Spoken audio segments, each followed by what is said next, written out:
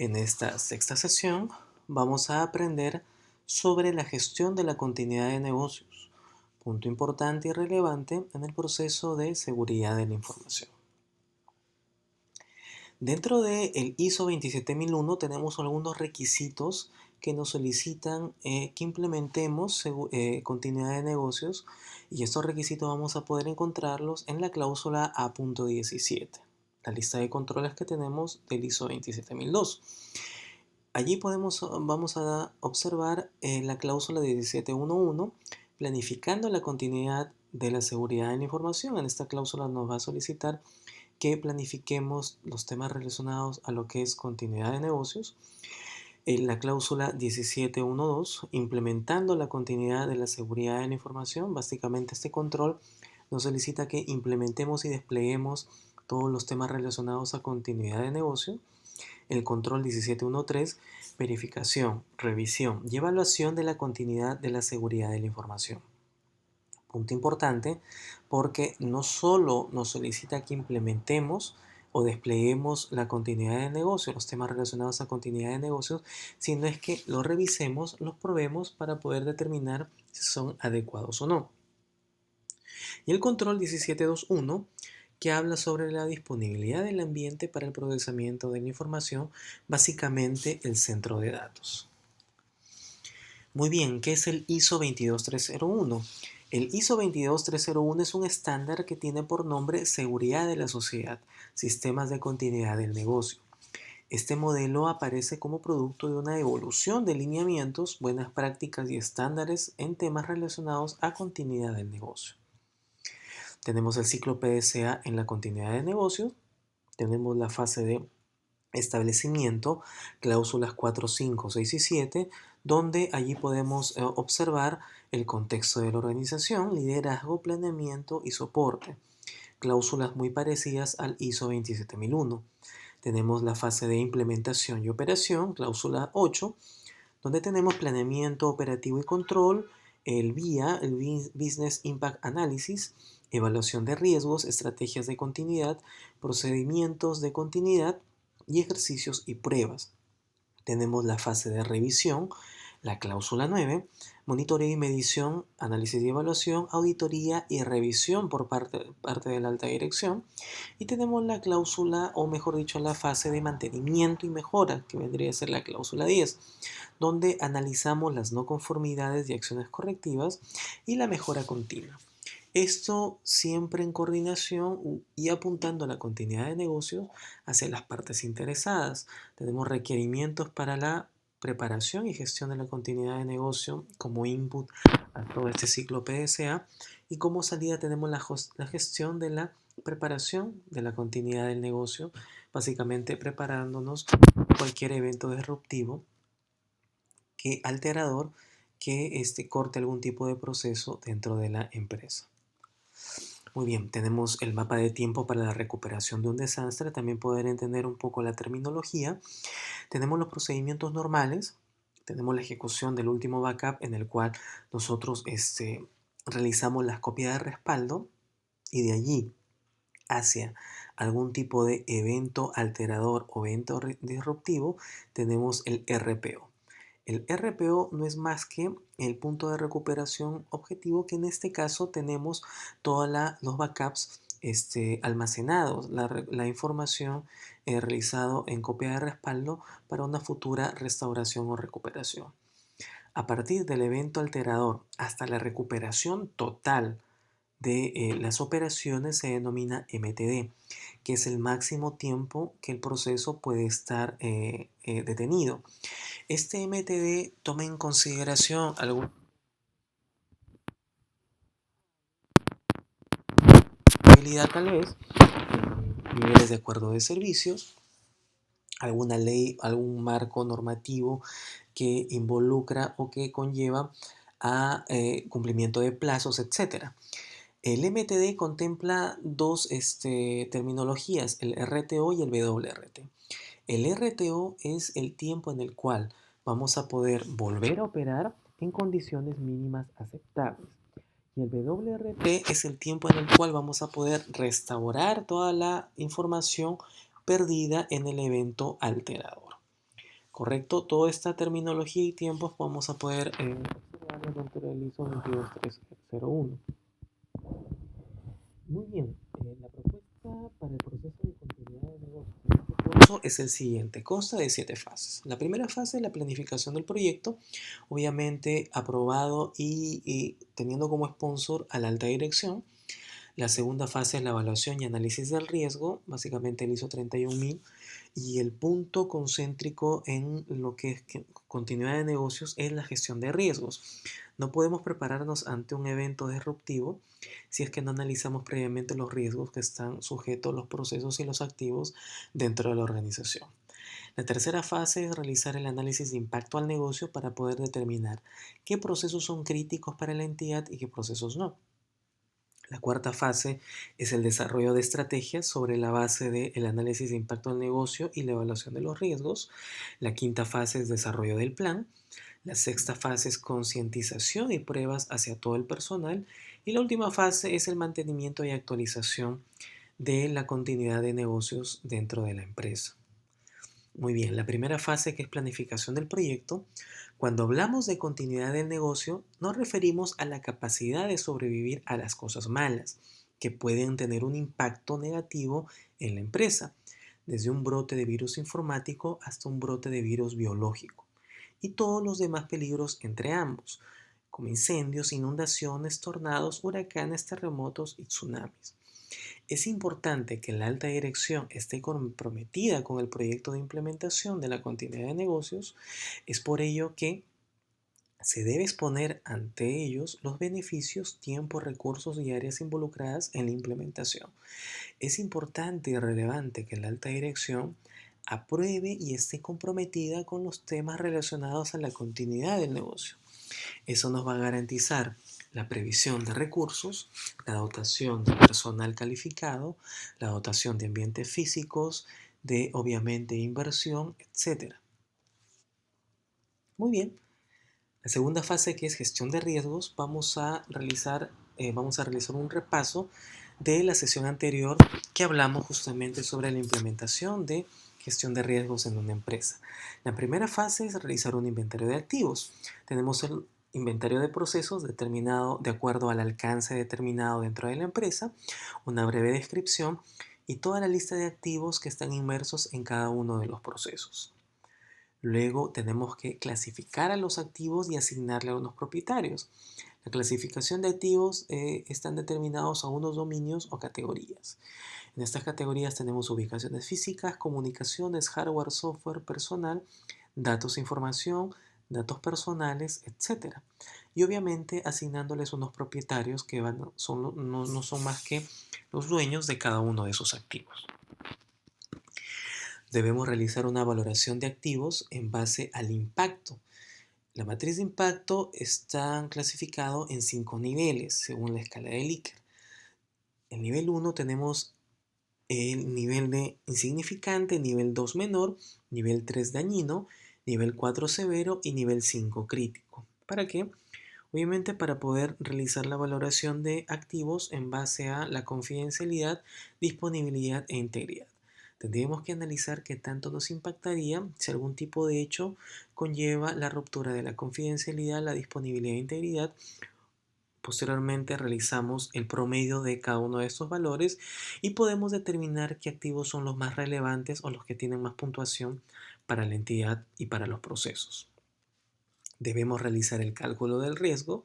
El cálculo de riesgo se realiza sobre dos variables, sobre la probabilidad de la ocurrencia de algún tipo de hecho alterador y la valoración del impacto en el supuesto caso que este hecho alterador llegara a suceder dentro de la empresa. La primera matriz tenemos igual 5 niveles para poder determinar la probabilidad de ocurrencia: nivel 1 raro, nivel 2 improbable, nivel 3 posible, nivel 4 probable y nivel 5 casi seguro. Y en la parte inferior tenemos la matriz de impacto, igual escala de Likert, escala del 1 al 5, donde nivel 1 es insignificante, nivel 2 menor, nivel 3 dañino, nivel 4 severo y nivel 5 es crítico. Debemos de aprobar unos criterios de aceptación del riesgo, donde nosotros podemos tomar la postura de asumir el riesgo, que es simplemente se acepta la pérdida probable y se elabora planes de contingencia para su manejo. Asumir el riesgo son niveles muy bajos de riesgo en el cual nosotros vamos a convivir con cada uno de ellos. Tenemos la opción de reducir el riesgo, la alternativa de compartir o transferir el riesgo, es decir, tercerizar los procesos o servicios. Y la última alternativa es evitar el riesgo, implementar controles, es decir, para poder prevenir que no suceda ningún tipo de hecho alterador. Tenemos nuestra matriz de criterios de aceptación del riesgo, en el cual tenemos un mapa de zona de riesgos, donde nosotros podemos determinar, por ejemplo, en la zona de riesgo baja, podemos asumir el riesgo y simplemente convivir con él. Cualquier riesgo que esté en la zona moderada, podemos asumir el riesgo o evaluar reducirlo. Si un riesgo se encuentra en la zona alta o extrema, debemos imperativamente reducir el riesgo, evitarlo o compartirlo o transferirlo. El cálculo del riesgo lo tomamos sobre la base del impacto de la amenaza y la probabilidad de ocurrencia. Obviamente estos dos valores me arrojan o nos arrojan la zona de riesgo. Según la metodología propuesta, tendríamos que aplicar algún tipo de salvaguarda o control para los riesgos que se encuentran en la zona alta o extrema. Obviamente eso me conlleva a un plan de tratamiento del riesgo en el cual tenemos la lista de amenazas, los activos que están inmersos en esas amenazas, la zona de riesgo, el dueño del riesgo, si no es más que la unidad organizacional o la persona encargada de implementar las salvaguardas o los controles para que puedan atenuar los niveles del riesgo. Las salvaguardas o controles a implementar y una serie de actividades calendarizadas en el tiempo, en el cual me va a permitir implementarlas y formalmente tenemos el análisis de impacto al negocio, el VIA, que no es más que determinar qué procesos son los más críticos para la entidad y obviamente sobre la base de los procesos críticos priorizar qué procesos vamos a tener que restaurar con una prontitud más elevada. El proceso de análisis de impacto al negocio inicia con la identificación de funciones y procesos del negocio. Luego evaluamos los impactos financieros y operacionales, identificamos los procesos críticos sobre la base de la evaluación de impactos, establecemos los tiempos de recuperación, identificamos los requerimientos de recursos, ya sean técnicos, humanos, ubicaciones físicas, etc. Determinamos el RTO, determinamos el RPO, identificamos los procesos alternos y generamos el informe del análisis de impacto al negocio. La primera actividad es determinar las funciones y procesos. Obviamente esto es sobre la base del alcance del sistema de gestión de seguridad de la información. En el ejemplo tenemos una lista de 7 funciones y por ende tenemos una lista de 7 procesos dentro del alcance. Una vez que hemos determinado las funciones y los procesos, realizamos el análisis de impacto operacional. Acá tenemos 3 ámbitos: el impacto relacionado a imagen, impacto operativo e impacto legal. En el caso que la empresa también pueda ser afectada de manera económica, tendríamos que considerar un impacto económico, una cuarta columna. Acá nosotros vamos a cuantificar igual, escala de Likert, la valoración del impacto. En el supuesto caso que un hecho irruptivo llegase a suceder o ejecutarse en el proceso 1, tendremos que analizar en cuestión de imagen qué tanto nos impactaría, si es menor, dañino, crítico o severo. Igual tendríamos que ser en la parte operativa y en la parte legal. Ello nos va a arrojar cuál de ellos son los procesos críticos. Según la metodología, basta que se mantenga o se tenga algún crítico dentro de los ámbitos de imagen, operativo o legal para poder señalar que el proceso es crítico. En el ejemplo, tenemos que el proceso 3 tiene un ámbito crítico y un segundo ámbito crítico tanto en la parte imagen y operativo. El proceso 6 tiene un crítico en imagen y el proceso 7 también tiene un crítico en imagen. Es por ello que determinamos que estos 3 procesos, tanto el proceso 3, el proceso 6 y el proceso 7, se determinan como críticos para la entidad. Eso no quiere decir que el proceso 1, el proceso 2, el proceso 4 y el proceso 5 no se llegue a recuperar ante un hecho disruptivo, solo que se priorizan los 3 procesos que son críticos y se dejan para una segunda instancia los procesos que son determinados como no críticos, considerando que estos 7 procesos pertenecen al alcance del sistema de gestión de seguridad de la información. Determinamos el MTD. El MTD es el máximo tiempo en el cual el proceso puede estar detenido. El MTD lo enmarca o lo define algún tipo de base legal, base normativa, algún tipo de vínculo contractual, algún contrato tal vez, niveles de acuerdo de servicio, etcétera, en el cual nosotros determinamos tiempos para brindar nuestros servicios u operaciones. Sobre la base de esos tiempos en los cuales están enmarcados en una ley, en una normatividad, en un vínculo contractual, etcétera, determinamos nuestro MTD. Por ejemplo, el proceso 3 definimos un MTD en 2 días. El proceso 6 lo definimos en 3 días y el proceso 7 lo definimos en un día. ¿Qué quiere decir? Que como máximo el proceso 7 puede estar detenido un día. Como máximo el proceso 6 puede estar detenido 3 días y como máximo el proceso 3 puede estar detenido 2 días. ¿Esto qué quiere decir?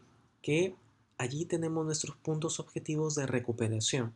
La recuperación del proceso 7 debería ser menos de un día, para que a lo largo de un día podamos ya tener todas nuestras operaciones totalmente normales. Tenemos también la prioridad de recuperación. Sobre la base del MTD definimos nuestra prioridad de recuperación. Obviamente que cuanto menor sea el MTD, más rápido vamos a tener que recuperar nuestras operaciones y por ende nuestra prioridad va a ser mucho mayor. En el ejemplo, el proceso 7 tiene un MTD de un día, entonces su punto de recuperación vendría a ser el número 1. Es decir, tiene la primera prioridad para poder recuperar, en este caso, el proceso 7. El proceso 3 tiene un MTD de 2 días, entonces sería el segundo proceso en recuperar. El proceso 6 tiene un MTD de 3 días, tendría en este caso se tendría que recuperar en un tercer nivel este proceso y el resto de procesos pasarían a un cuarto plano, a una cuarta prioridad para poder ser recuperados. Definimos también el RTO. El RTO no es más que el punto en el cual nosotros determinamos para poder operar con unas condiciones mínimas aceptables. Esto es sobre la base de las actividades que nosotros determinamos y los trabajos que vamos a tener que realizar para mantener una operatividad mínima aceptable en cada uno de los procesos. Por ejemplo, tenemos que el proceso 7, que tiene un MTD de un día, podemos definir el RTO en 12 horas. Tendría que ser mucho menor a el día en el cual hemos definido el MTD.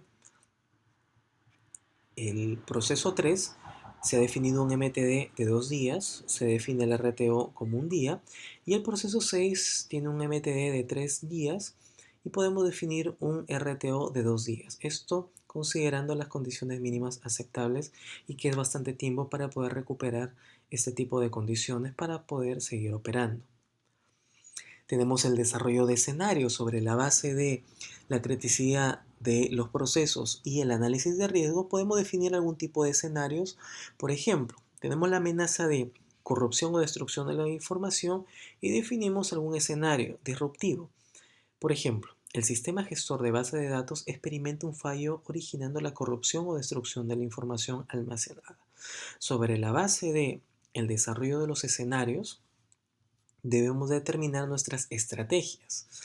En el ejemplo de el escenario en el cual el sistema gestor de base de datos experimenta un fallo originando la corrupción o destrucción de la información almacenada, determinamos lo siguiente. ¿Quién va a ser el responsable? También vamos a necesitar para poder implementar algún tipo de estrategia. ¿Cuál es el personal involucrado?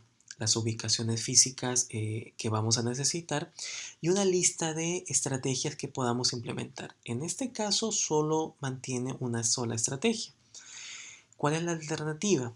Restaurar la información almacenada en la cinta de respaldo. ¿Cuánto nos cuesta? Eso ya está presupuestado de manera anual con las copias de respaldo que se realizan. El tiempo de respuesta en minutos son 240 minutos y la justificación, la estrategia de restauración de la información es la más adecuada por factor de costo y tiempo. Nos percatamos que en cuestión de costos cumple los requisitos y sobre todo en cuestión de tiempo. Estamos hablando de 240 minutos cuando este activo que incluye dentro del proceso 7 hablábamos de un RTO de 12 horas. Estamos dentro de la cantidad de tiempo y es un tiempo totalmente aceptable. Muy bien, una vez que hemos determinado nuestro plan de tratamiento de escenarios, debemos de hacer las pruebas respectivas. Es importantísimo que una vez que determinamos nuestros planes y despleguemos los temas relacionados a continuidad de negocios, hagamos las pruebas necesarias y respectivas para poder garantizar que estos planes se ajustan a la realidad y que conllevan a una adecuada gestión de la continuidad de negocios. En el supuesto caso de las copias de respaldo, tenemos que hacer las pruebas necesarias, porque puede suceder que no demoremos los 240 minutos que indicaba el plan, sino que nos tardemos más de 12 horas, tal vez 14 horas. En el supuesto caso que nos demoremos 14 horas, estamos excediendo el RTO definido.